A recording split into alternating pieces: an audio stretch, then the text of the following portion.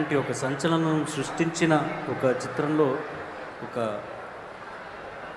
చరిత్రలో నిలిచిపోయే ఒక పాట పాడే అవకాశం దొరకడం అన్నది చాలా కష్టమైన విషయం. అట్లాంటి ఒక పాట తను పాడి సినిమా మ్యూజిక్ ఇండస్ట్రీలోనే నిలబడిపోయేటట్టుగా ఒక అద్భుతమైన ఒక పాట పాడింది. తనతో పాడే అవకాశం నాకు కుదురుతున్నది ఇప్పుడు. So I really honoured. And Murari చిత్రం నుంచి మణిశర్మ గారి సంగీతంలో సిరివెన్నెల గారు రాసిన పాట. అలాగే మీతో పాడే అంత ఇది నేను కాదు. నువ్వు అలా చెప్తావని నేను అలా అన్నా.